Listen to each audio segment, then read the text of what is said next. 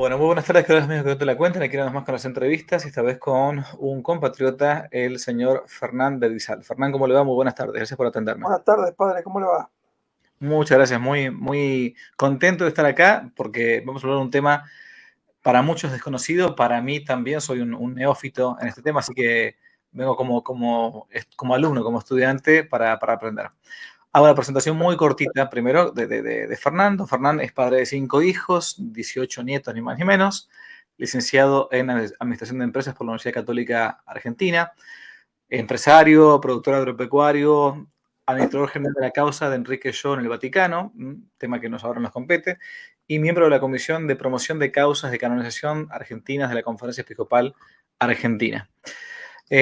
Vamos a hablar ahora de un personaje de nuestro país, pero que si algún día llega a los altares va a ser para toda la Iglesia Católica Universal. Católico significa eso, universal, así que no hay que es un santo argentino, un santo italiano. Poco conocido, incluso por los mismos bautizados en nuestra patria. Me refiero ni más ni menos que a una persona que se encuentra en proceso de llegar a los altares, llamado Enrique Yo. ¿Cómo le explicamos, Fernán, a alguien que no conoce quién es este posible futuro nuevo santo? Muy rápidamente le diría que es un caso paradigmático porque es un hombre rico, empresario, militar, en proceso de canonización. Tiene todas las cosas que de alguna manera serían casi como imposibles que permitan que esto sea así. Y justamente por ese motivo, yo hace 20 años que estoy con esto, cuando descubrí una persona espectacularmente maravillosa que me conmovió a niveles vocacionales, les diría, y por la cual estoy trabajando fuertemente, inclusive, ahora no tanto, pero inclusive sufriendo las inclemencias de los que no creían que esto podía ser cierto. Era imposible que un empresario fuera santo, ese tipo de cosas las he escuchado tantas veces que, en fin. Sabe que hoy estamos grabando la entrevista, esta entrevista está siendo grabada, Mm. y hoy es 25 de agosto, día que también se recuerda en el calendario también a un hombre rico, en todo caso, y santo, que es ni más ni menos que San Luis, rey de Francia, ¿no? Correcto, Este, bueno. San Luis noveno. Y cuando usted recién decía esto de que como que es un poco paradójico o un poco raro, yo soy hijo de militar, yo. Y también ahora en Argentina está camino a los altares a otro militar que en este caso fue martirizado, ¿no? Correcto. Que uno dice, bueno, estamos hablando de Argentino de Valle de la Herradura, por las dudas, yo ya he hecho una entrevista acá en mi canal sobre este tema, pero ¿por qué le parece a usted, siendo ya grande y todo, le pregunto antes de comenzar a hablar de la vida de yo, que parecería paradójico que un militar y un empresario, una persona, digamos, de dinero, pudiera ser santa en estos tiempos? ¿Por qué le parece eso? Bueno, primero porque me lo han dicho, y le estoy hablando del tribunal eclesiástico, cuando empezamos en el año 2000 en Buenos Aires, el propio juez que reportaba en aquel entonces Cardenal Bergoglio me decía, olvídese, Grisaldi es imposible. O sea, no es que a mí se me ocurrió. Y todo eso me llevaba a enfrentarme a situaciones donde no me contestaban cartas, pedidos de apertura de la causa, que me dejaran presentar las pruebas, que me dejaran mostrar la fama de santidad, todas las cosas que las causas piden, que yo tenía montones. Bueno, eso no me permitían porque ni siquiera podía calificar de acuerdo al prejuicio que estaba generándose. Pero aparte, yo le digo hoy, salimos a la calle, hablamos con 10 personas y me van a decir 8 por lo menos, me van a decir imposible. Claro, Y si usted es hijo de militar, le garantizo que el tema del militar tiene todavía esa carga encima donde son todos malos. totalmente. Sí, sí, sí, dígamelo a mí. Este, en fin. Bueno, sería para hablar bastante más largo. ¿Quién fue, cómo le explicamos quién fue Enrique Yo a una persona que aún no lo conoce? Bueno, Enrique Yo es una persona que por parte social, su familia era de los que llamaríamos aristócratas en la Argentina, y por la parte económica, de las familias más ricas, por todas las cuatro partes de sus abuelos, digamos, y sus padres. Eran personas extremadamente ricas y le salió un hijo raro porque quería proteger a los pobres, quería ayudar a la gente, quería trabajar para el beneficio de los demás, con lo cual salía de los cánones normales. Entonces Enrique se destaca por eso, porque inicialmente tenía problemas en su familia por su forma de ser. Y en algún momento lo llegaron a llamar comunista, cosa que evidentemente no era. Sí, claro, porque pensaban que era una persona que resistía los embates de la clase social a la que pertenecía, y que por supuesto con el tiempo se fue dando cuenta su familia que no era así. ¿Cómo fue su formación de pequeño? Porque el apellido Yo, alguno podrá decir, quizás más que católico, podría ser judío también, porque hay Yo que son también judíos. ¿De dónde viene su catolicismo? El origen de la familia Yo es escocés, pero su apellido por el lado de la madre de su padre, de su mujer, de su madre, es Torquins, que son otra familia poderosa, que son de origen, yo diría, sueco también. Así que la historia de Enrique es, si por el lado vamos por el lado de Torquins, piense que Ernesto Torquins es el que avaló la deuda externa argentina a la Baring Brothers, año 1880. O sea, ese tipo de personas eran la familia de él. Mire, en su adolescencia y su infancia, entonces él se educa en una familia de aristocracia, más bien los comunistas o los resentidos dirían oligárquicos, la rancia oligarquía argentina, de la rural argentina, de los campos y todo, pero a su vez él se educa siendo familia de gente bien posicionada católicamente.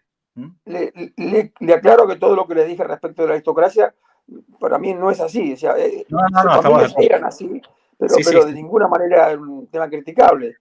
Por las dudas, ¿por qué digo esto? Por si alguien nos está escuchando de otro país sobre todo, o también de Latinoamérica. Acá en el canal escucha mucha gente de Hispanoamérica en general, también de España.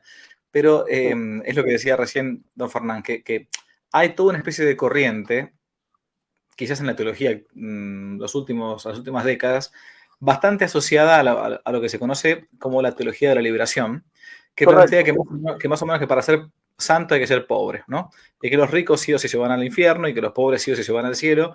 Y toda esta especie de ideologización de la fe que han metido de esta teología latinoamericana de la liberación, que ni es teología, ni es latinoamericana, ni libera. Pero bueno, es un tema aparte que ya he tocado acá en el canal. Pero que plantea justamente todos estos prejuicios que dice recién Fernán, que no se puede ser de una buena posición económica y llegar a la santidad, ¿no?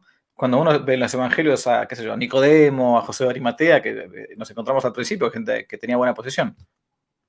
Yo le diría que justamente ese aspecto, la aristocracia, el tema económico, familiar, eso es lo que a mí me llamó la atención. Y yo decía, este es el caso que tiene que ser tomado como el hombre, digamos, que demuestra que esto no es así. Claro. Este hombre, con todos esos antecedentes, entre comillas, malos, es un hombre de bien, un hombre que busca justamente lo que la doctrina social de la iglesia, lo que la iglesia buscaría para el bien de los demás. Correcto, correcto. ¿Cómo fue su infancia respecto de sus padres? ¿Sus padres fueron los que le Bueno, inculcaron la fe o qué pasó? bueno, en esa época era bastante común que los hijos los educaran o nodrizas o los abuelos. El padre viajaba todo el tiempo, la madre murió cuando él tenía 4 años. O ¿En sea qué que año quedó nace medio. Enrique? ¿En qué año ¿Cómo? nace?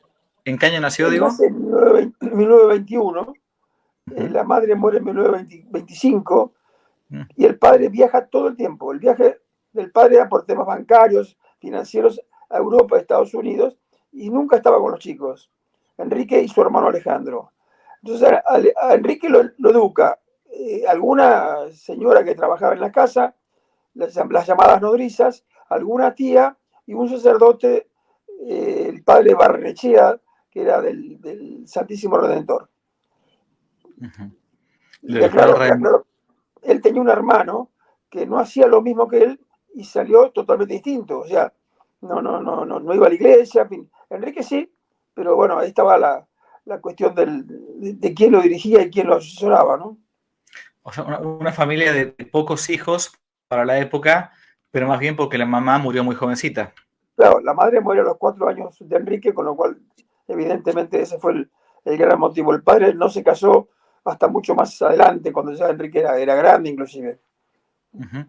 Entonces, su adolescencia, su infancia y su adolescencia va siendo educado casi en la casa o también o a un colegio religioso. Sí, fue a un colegio en La Salle, Claro. después el padre lo llevó alguna vez a estudiar en Estados Unidos, estudió 1 año o 2 años en Estados Unidos, pero muy forma irregular porque siempre estaba solo, el padre no estaba con él. Entonces, su religiosidad la aprende por su cuenta. Él se empieza a meter en libros, en tratados, en lecturas, aún a su edad tan joven, tan adolescente o antes, se empieza a autoformarse. De hecho, yo a usted le comentaba algo respecto de una pieza propia que él arma, que es un pequeño cuadernillo que se llama Pendaños en el amor a Dios. O sea, él empieza siempre a darse cuenta que Dios quería algo de él y él quería buscarlo. Entonces, todo el tiempo rezaba esas oraciones que le había puesto en ese Peldaños en el amor a Dios, donde evidentemente mostraba su religiosidad a pleno, pero por supuesto no era un candidato a meterse en un convento de retiro, digamos, era un hombre que quería ayudar al prójimo, con lo cual la mezcla empieza a armarse de chiquito cuando él empieza a madurar, ¿no? ¿En qué consistían esos peldaños en el amor a Dios? Que era una especie de diario espiritual, de propósitos Era que un él diario que tenía. él escribió para sí mismo con una serie de lecturas, que él es, por supuesto, un hombre de gran lectura del Evangelio, pero muy práctico, muy para cualquiera, digamos, o sea, no para ser difícil. Existe ese librito, el Peldaño se enamora a Dios, o sea, totalmente mandable, pero eso muestra cómo el hombre se armó de entrada con una gran base, porque esto era el reflejo de esa base, ¿no es cierto? Adentro había mucho más que estas 5 o 6 paginitas de los peldaños, ¿no? Pero ciertamente el decir peldaños en el amor a Dios era ir creciendo en la fe permanentemente, Mire, creciendo. ¿cómo son estamos hablando de que si él nace, estamos hablando del año 1921, me dijo, perdón, el nacimiento. Correcto, 21. Bien, 21. Por lo tanto, más o menos ya llegando al 40 o el 39, o sea, apenas comenzaba la Segunda Guerra Mundial, nos encontramos con que tiene 18 años, ya ha estudiado, ha viajado a Estados Unidos, ha estudiado en el Colegio de La Salle del centro. Yo soy egresado del Colegio de La Salle, pero de Florida, acá en Buenos Aires, Perfecto. no en el del centro. Era la competencia que cuando jugábamos al fútbol, jugábamos Sí, a sí, la sí. competencia contra ese colegio, ¿no? Y después terminada el colegio secundario, ¿él comienza una carrera universitaria o no? No, él tiene, en su capacidad y en su inteligencia, tiene la suerte de poder adelantarse 2 años y se decide por la Marina, la Armada Argentina. Él quiere ser marino porque la familia tiene un campo al lado de la base Punta Indio, cerca de La Plata. Entonces Sí. él veía eso y quería navegar, quería volar en aviones, quería ser marino. Y se Ujú. forma en la Escuela Naval Militar de aquel momento como militar marino. O sea que no va a la universidad, pero tiene la formación de los militares, que en esa época sobre todo era muy exigente, muy, muy importante. Ahora Ujú. pensemos lo siguiente, él tenía 14, 15 años, ingresa a la Escuela Naval con 2 años menos que los cadetes de su camada. Él era una persona no muy alta, algo tartamudo, entonces era lo que hoy se denomina candidato para ser cargado o bullying. O sea, lo Claro. tomaban el pelo, pero él con el tiempo fue ganándose a todos, llegó a ser uno de los más inteligentes de la camada, más puntos tenía en la camada, más premios tenía en la camada, y por supuesto un hombre de gran capacidad de aguante, aparte de resistir todas las cargadas, llegó a demostrar por su esfuerzo, por ejemplo, todo el tema deportivo, que era uno de los temas que él no dominaba, cómo podía perfectamente capacitarse y ser un buen nadador o un buen gimnasta, cosa que al principio no lo era. O sea que la mayoría de sus amigos cadetes con el tiempo fueron cambiando dramáticamente su visión y lo pasaron a considerar como el hombre de la camada. Y él hoy es el oficial naval más joven graduado en la historia de la Argentina. Él se Mira. graduó 2 años antes que lo normal. ¿Cómo era la vida, su religiosidad en la Armada? Porque la verdad que no es muy fácil a veces llevar una vida, Bueno, conjugar él la vida era militar. justamente lo que usted me está diciendo es parte de lo que fue el motivo de su cargable, digamos. Él rezaba todas las noches, arrodillado al lado de la cama. Entonces, Mira, los compañeros de la barraca lo jorbaban, lo jorbaban. Los sí. oficiales también, los cadetes de grados más altos también. Y él era como si no estuviera escuchando a nadie, como un pastorcito de Fátima, medio como místico, que no escuchaba lo que le decían. Y de a poco empezó a conseguir, los demás empezaron a rezar, empezó a conseguir que se celebrara la misa, empezó a conseguir que le permitieran dar catecismo a algunos que le pedían. Así que de a poco fue creciendo esa forma de ser que le hizo tanto bien a tantos en su época, por la cual hoy en la Armada es un personaje destacadísimo y querido. Era parte de las lecturas propias digamos, del colegio, cuando estaba en el Colegio de La Salle, o de lo que tenía como cadete de la Armada Argentina. También tenía lecturas paralelas de formación, especialmente de formación referidas a lo que llamamos la doctrina social de la Iglesia, ¿no? ¿De dónde viene este deseo? Porque la verdad que no es normal.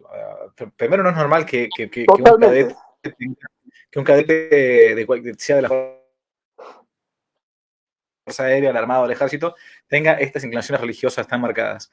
Pero después tampoco es tan Para, normal que tenga ese deseo de formarse, ¿no? Así. de ¿De dónde le venía vuelta, esta formación en este punto, en la doctrina social de de, la Iglesia? de vuelta, el tema él lo empieza a ver desde antes de entrar a la escuela naval. Él tenía esa posibilidad de viajar por su capacidad económica de los padres, de los padres, del padre, que lo llevaba a Europa. Él iba a los museos, él iba a diferentes lugares de cultura, chiquito, pero iba, cosa que ningún chico haría, o muy pocos harían, y ahí fue empezando a conocer cosas. Pensemos que estábamos hablando después de la Primera Guerra Mundial, el principio de la Segunda. O sea, él empezó a meterse y vio crisis y vio problemas, y ahí empezó a meterse en cómo hacer para solucionar desde mi pobre estructura física y personal, cómo puedo hacer para ayudar al mundo. Porque él miraba esto con visión así grande, no chiquita. Entonces, cuando se incorpora a la Armada, evidentemente todo lo que es estudios técnicos los empieza a asimilar muy rápidamente, y por supuesto seguía en su capacidad de gran lector, seguía leyendo otras cosas. Pienso usted que aprendió 5 idiomas. Cinco Mire, idiomas. ¿Cómo los aprendió? Bueno, los aprendió. ¿Cómo? Solo. wow. No es un tema. Sabía hebreo, por ejemplo. ¿Por qué? Y porque leía libros religiosos en idiomas de ese tipo. Mire. Alemán, francés, italiano, Ujú. inglés, por supuesto. Por aquella época ha habido una camada de intelectuales católicos muy importante en Argentina, realmente muy Totalmente. importantes. Todo lo que está referido a los movimientos de la acción católica, bueno, en Argentina han sido muy conocidos. Yo acá tengo detrás mío el cuadro ni más ni menos que del padre Leonardo Castellani, un gran sacerdote argentino, bueno, un Sí, sí, jesuita muy sí, sí. también de aquella época, más o menos contemporáneo, van a ser contemporáneos, aunque más grandes que Enrique y yo, van a ser el padre Julio Membiel, toda una camada de grandes intelectuales, sea Sí, laicos, sí. sean sacerdotes, muy importantes. ¿Influyeron en algo en él? Yo diría que vayamos más arriba. Él en sus viajes conocía a gente en Europa. Él alguna vez conoció a Pío XII, Mm, conoció a De Gasperi, a Giorgio Lapira, a Schumann, a Adenauer. O sea, él llegaba a ese nivel de gente. Y claro, de hecho, cuando ya pasó el tiempo y llegó a tener como 30 años, armó una suerte de fundación que se llamó después ACDE, que es la que originó la ayuda a la Europa de posguerra, pero que aparte lo ayudó a formar con un grupo que aportaron estas personas una suerte de manuales de leyes laborales de importantes apoyo humano a la gestión laboral que él quería promover cuando descubre a través de un cardenal americano bueno, le dice que tiene que ser empresario para ayudar con sus empresas a a la conversión de los empresarios. O sea, él juega en una cancha muy, muy grande. No es padre Castellani, perdón que no se me ofenda, pero él va más arriba. Pienso usted que Correcto, él sí, sí, sí. leía y leía. Y es una cosa y aparte leía asimilando, no pasando páginas. ¿Qué pasa cómo llega a ser de oficial de la Armada, el más joven de la historia argentina? ¿Cómo pasamos a Enrique Yo, oficial de Armada, a empresario? Bueno, insisto, el tema de la búsqueda permanente de qué quería Dios para su vida, que esto está escrito en sus diarios íntimos que él tenía desde que era chico. Todos los días escribía su vida, es lo que quería registrar. Entonces es muy fácil rastrearlo. Entonces él siempre buscaba. Y en un viaje que hace, ya siendo oficial de Marina, a Estados Unidos para un curso de meteorología en la Universidad de Chicago, conoce a un cardenal americano bueno, con el cual se relaciona rápidamente.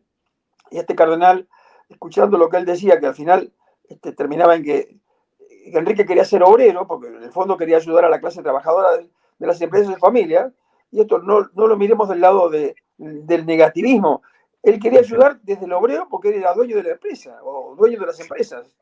Entonces el cardenal le dice, mire, señor, sus manos, su cara, su físico, no da para obrero. Meta a ser empresario y ayude desde arriba para abajo. Y aparte aproveche para desarrollar esta relación que usted tiene con todos los empresarios del mundo, o empiece por la Argentina, pero cambie la mente de los empresarios para que sean ellos los que irradien esta forma de ser de empresarios con una visión más humanista y no tanto mercantilista, ¿no?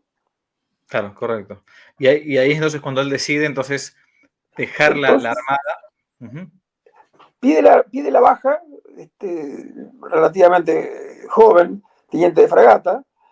Los oficiales que eran sus jefes le piden que no se vaya, porque de pasar del bullying a esta época donde le veían un futuro muy importante en la Armada, le piden que no se vaya y él dice, yo quiero hacer lo que me está pidiendo Dios, que es ayudar al prójimo de una visión empresaria donde yo puedo realmente trabajar. Y se incorpora a una de las empresas de la familia, que es la empresa Rigoló, que usted debe conocer, la cristalería. Se incorpora ahí, pero empieza aprendiendo desde abajo. Hace un curso de unos 6 meses en Estados Unidos en una empresa que se llama Corning Glass. Hace un curso y aprende la técnica del punto de vista técnico desde el lado del obrero, o sea, sufre los calores de los hornos, las cuestiones sociales de una empresa en marcha, y bueno, eso lo lleva a la práctica en la empresa Rigolo cuando se traslada a la Argentina, y empieza, por supuesto, a moverse con una visión, mezclando la parte humana con la parte militar, porque él consideraba que la empresa era un buque donde el capitán, el comandante, el jefe, el gerente, era el que tenía que llevar el barco a puerto. Para lo cual tenía que ganar dinero, tenía que todos los tripulantes estuvieran bien conformes, que nadie sufriera ninguna situación fea, y ante las tormentas actuar en consecuencia. Todos unidos buscando el objetivo de llegar bien a puerto.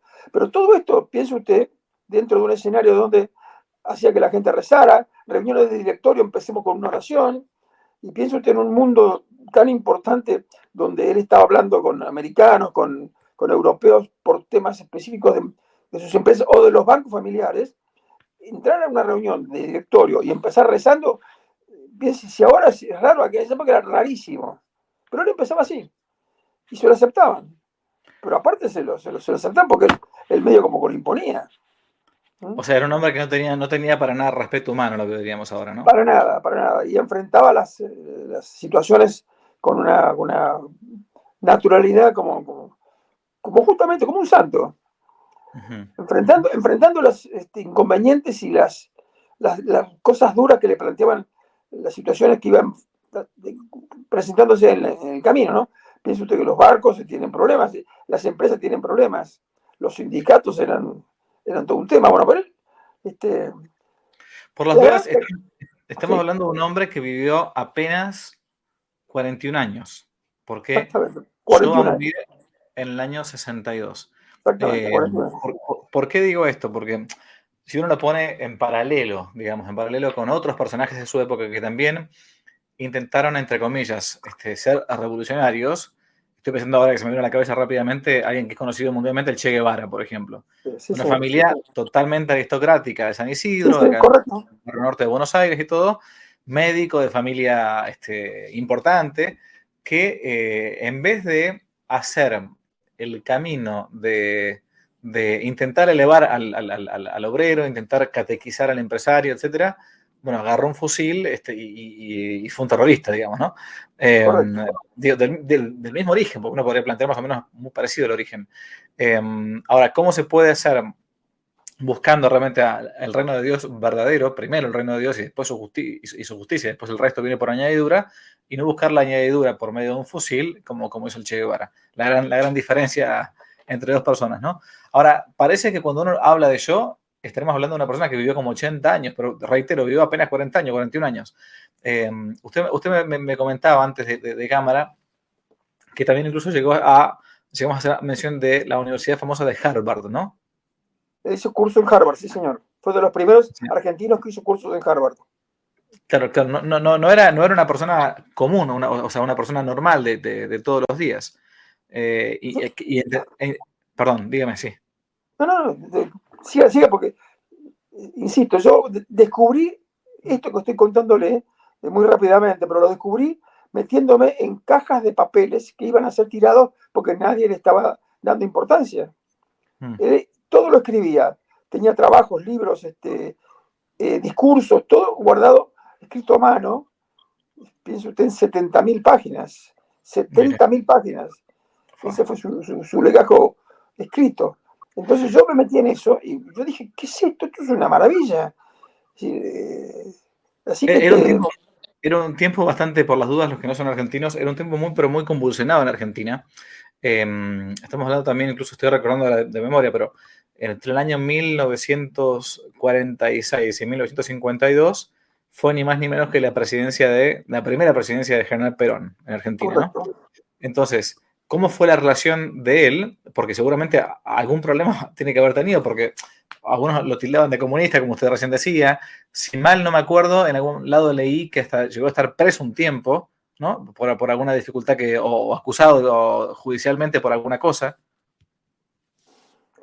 Fue detenido durante 15 días por ser el protector de la Acción Católica Argentina, era presidente de la Acción Católica Argentina, y por ser el hombre de AQE que había hecho la juntada de alimentos para Europa, juntada a nivel envíos de barcos con alimentos y generar la relación entre empresas para que llegara mucho alimento a Europa. Él estaba en eso y tenía base de datos de gente católica o gente que lo ayudaba, que fue lo que buscaron los que lo detuvieron. Pero a él lo protegieron de alguna manera periodistas del mundo que pidieron a la Argentina que lo liberaran. Mire. Preso y que lo liberaran por presiones externas, de afuera de la Argentina. Mire.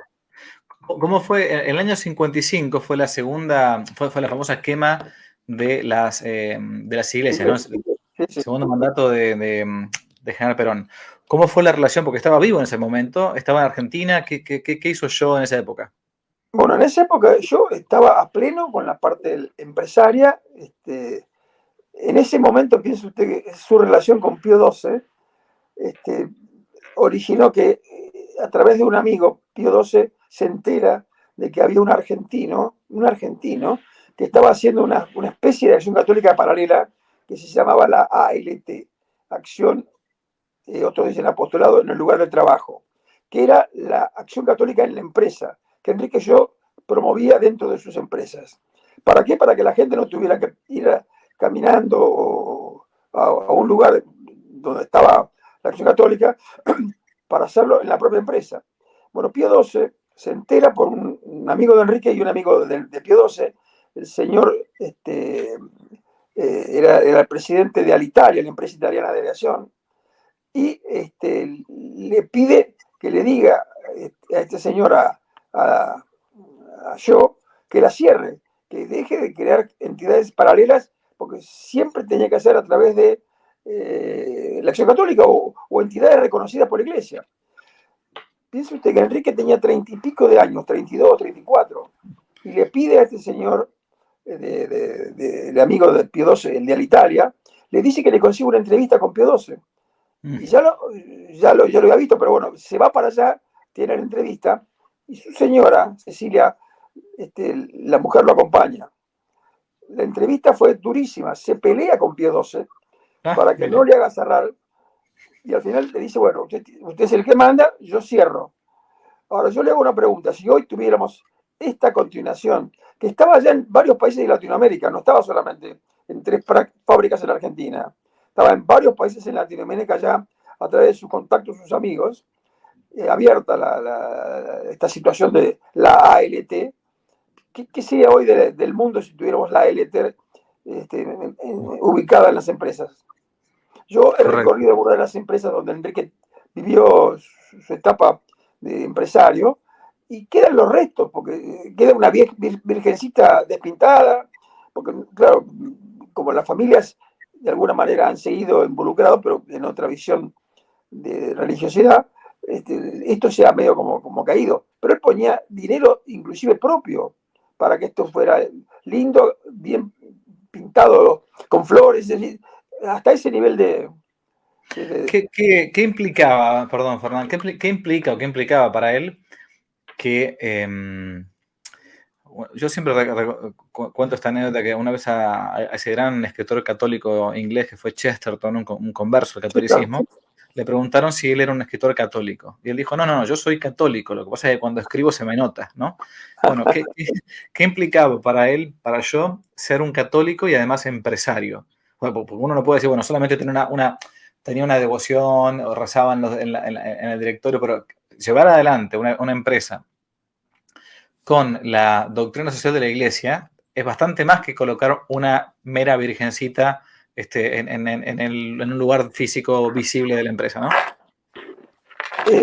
Si hay algo que yo le agregaría como para ir cerrando el círculo, sí. Enrique nunca dio pérdida en sus empresas, siempre ganaba dinero, siempre, con lo cual repartía dividendos, pagaba buenos sueldos, daba premios, siempre de avanzada, porque no era común que se dieran premios en las empresas. Él siempre daba premios, capacitaba, mezclando todo esto con gestos, por ejemplo, algún obrero de esos italianos que habían venido en alguna época de la inmigración fuerte, que no podía volver a ver a su madre.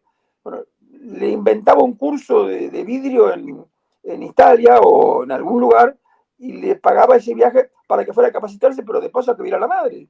Es decir, ese detalle de gestos, que aparte era mutuo de beneficio para todos, hizo que se generara una relación empresaria social por la cual los obreros o los colaboradores, como lo llamaban, casi le diría como que mataran por él.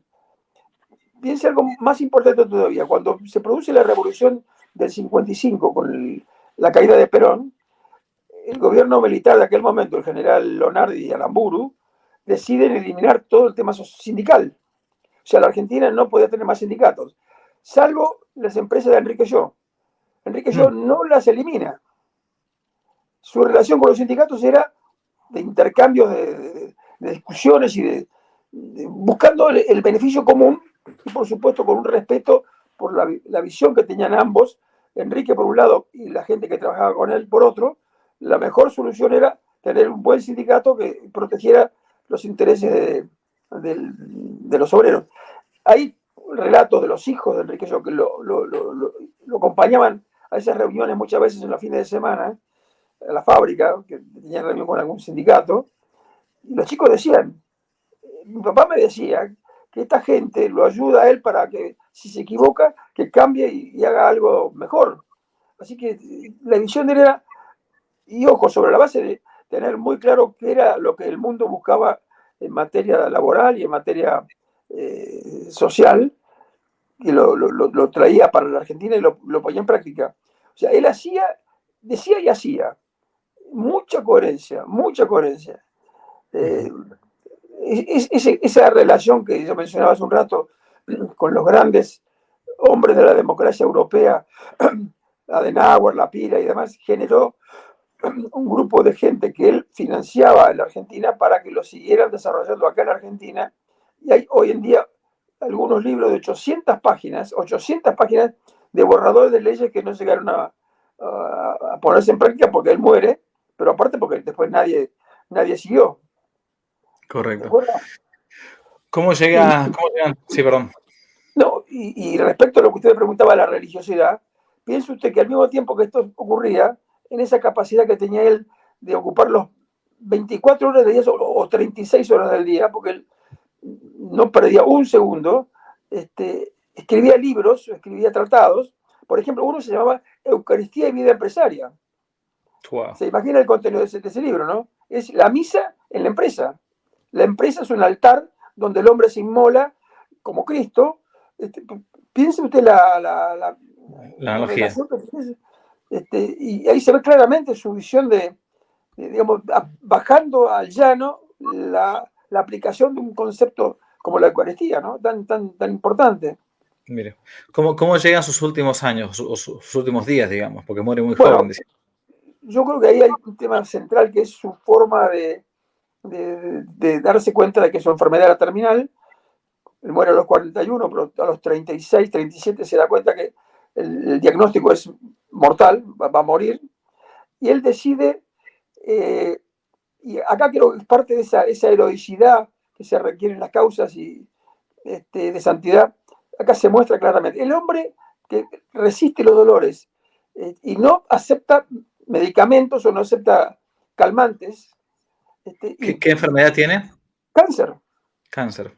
Cáncer. Se muere después de 4 años de cáncer y con muy poca gente, solamente la familia cercana sabe lo que tenía.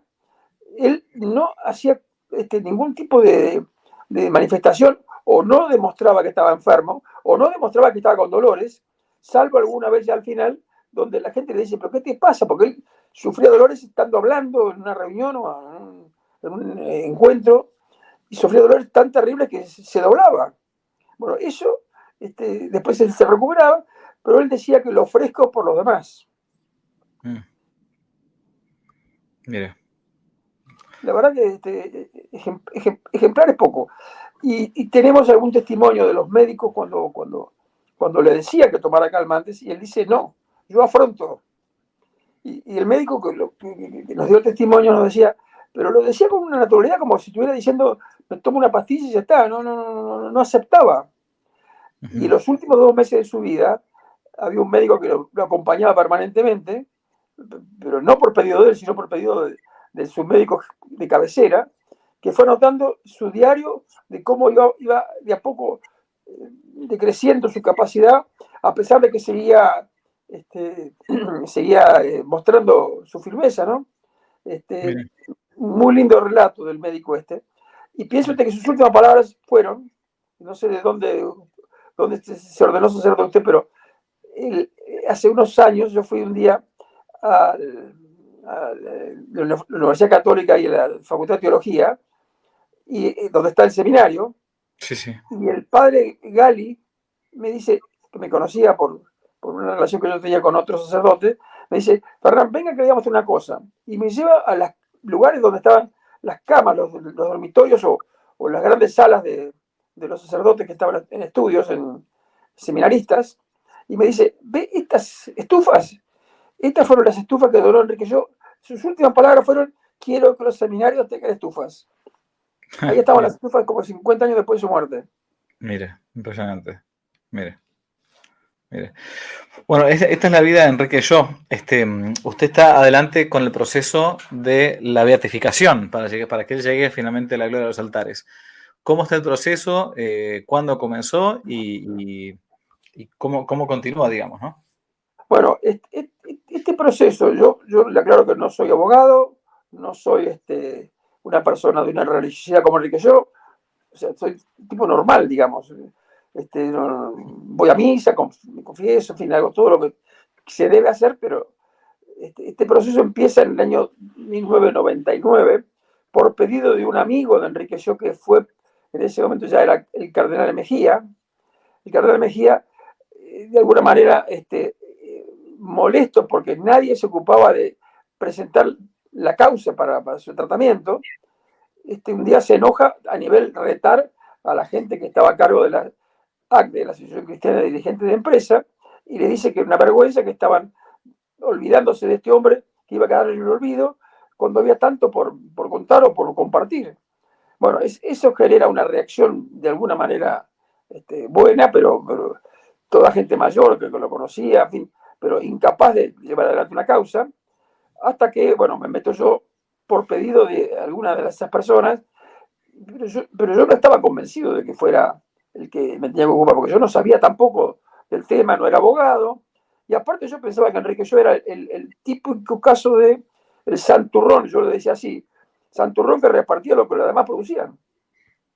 Pero me pidieron y empecé a mirar un poco más detenidamente, y en aquel momento, con el que en ese momento era el padre Mario Poli, él estaba a cargo de la parte histórica de la causa ya designado por el tribunal, y yo, bueno, empecé a mirar un poco el tema como posible postulador 2, el reemplazo del que había muerto hacía poco tiempo, a los pocos 2 años de empezar. Bueno, yo me incorporo para mirar a ver qué había, pero yo miraba esto mal, yo lo miraba como, a mí no me gusta el empresario que se dedica a repartir lo que los demás producen. Yo quería un empresario que fuera exactamente lo que fue Enrique yo, que hiciera y repartiera, o que tratara a la gente con un criterio humano como debe ser.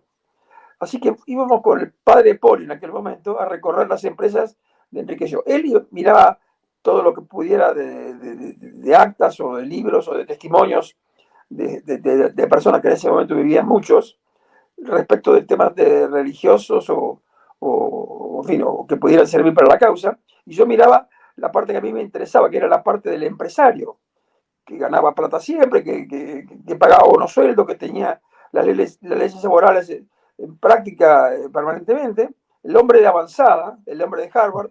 Así que hicimos un trabajito en pinza muy bueno, y bueno, yo me convencí cuando empecé a ver la profundidad de este hombre, y casi le diría como que yo me siento como un agradecido porque recibí infinitos llamados, yo los llamo vocacionales.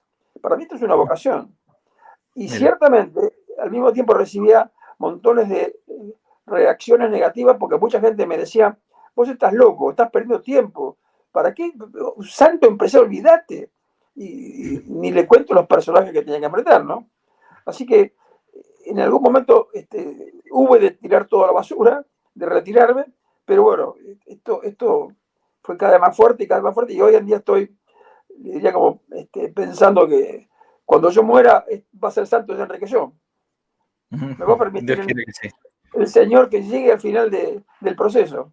Hoy Dios quiere está que la causa con varios años perdidos al principio porque no se podía avanzar.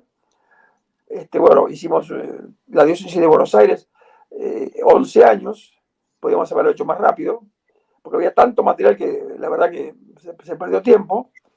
Después en Roma estamos desde el año 2014 ya con el Papa Francisco a cargo, pero no, a cargo no significa ayudando, porque no es lo que corresponde. Tenemos más que suficientes elementos para defendernos con los aportes de pruebas y elementos testimoniales que podemos hacer. Bueno, eso llevó a que tuvimos como 5 años en la parte de estudio de toda la documentación, y el año 2021 fue proclamado venerable. Después presentamos el posible primer milagro, que está ahora en estudio, y pensamos que yo, le aclaro, me involucra muchísimo en todos estos temas. O sea, yo estoy presente en el caso del posible milagro, yo viví el posible milagro cuando se hizo el estudio para presentarlo al tribunal que se armó ad hoc yo presencié personalmente todas las etapas del posible milagro. Y yo, sin tener que decirle que sé que no se puede decir, yo lo digo, para mí es un milagrazo, no un milagro. Un tema médico. Es un tema médico. Un chico que le rompe la cabeza a un caballo, le destroza la cabeza. Esa cabeza, piensa usted, se reparte el seso por todos lados. Ese chico hoy juega al fútbol, cabecea, es el mismo chico de antes, nadie se da cuenta. Sufrió una serie de operaciones, por supuesto, pero iba a quedar mal, o sea, no podía quedar bien, inclusive deforme. Bueno, ese chico hoy está perfecto. Y por supuesto existe lo que, desde el punto de vista del milagro, hay un evento concreto que es el antes y el después, que provoca que haya una explicación que hace que sea inexplicable. Claro. No, médicamente, ese chico tenía que tener cierta situación. De repente se acabó. ¿Por qué? Y se acabó. Los médicos no entendían nada. O sea, el próximo paso. Hay que esperar que los médicos se evalúen y que nos sentemos a discutir. Ese es el proceso habitual para la beatificación, que es el paso siguiente, después, si Dios quiere, la canonización. Correcto. Bueno, Fernando, muchas gracias por el tiempo. Déjeme una más. Dígame. Esto el día domingo, la misa del domingo en el Pilar. Domingo 29, justamente, domingo 27 de agosto del 23. Este domingo 27 se cumplen años de su fallecimiento, 61 años. Este domingo se hace el traslado ya de los restos en alguna urna, porque se evaluaron, se abrió, se hizo la inhumación y ahora se ha hecho la exhumación de los restos, pero se hace el traslado del cementerio a la iglesia del Pilar, donde él iba todos los días a rezar o a misa. Ah, mira. Y se lo va a poner al pie de la Virgen de Luján, cosa rara porque como él no es beato todavía, digamos, debería ser considerado una cosa rara. Bueno, pero tanto la Iglesia Argentina como personas cercanas a la causa han autorizado que se haga. Mire. Así que estamos todos muy, muy contentos porque al final... Buen dato para los argentinos o para aquellos que alguna vez visitan Argentina. La Basílica del Pilar se encuentra en la capital de Buenos Aires, correcto, en la zona llamada Recoleta, muy, muy linda, y es más, tiene una muy buena parroquia, buenos sacerdotes, buena gente y adoración al Santísimo permanente también todas las 24 horas del día, si no me equivoco. Así que si algún día van por allí, aprovechen a partir del domingo 27 de agosto del 2023, que va a estar también en los restos de Enrique Yo. Don Fernando, muchas gracias por todo su tiempo y por el trabajo que se ha tomado. Yo soy el agradecido a usted por esta posible difusión de la causa y por supuesto le agradezco también el apoyo, como tantos sacerdotes que hoy en día ven esto como una alternativa cada vez más importante de un hombre que yo creo que es ejemplo para que lo miren hoy más que los argentinos, lo vea el mundo. El mundo necesita este tipo de ejemplos. Gentes íntegros que se esfuercen por producir y por compartir. Dios los bendiga mucho. Gracias por su tiempo. Gracias, Padre, muy amable.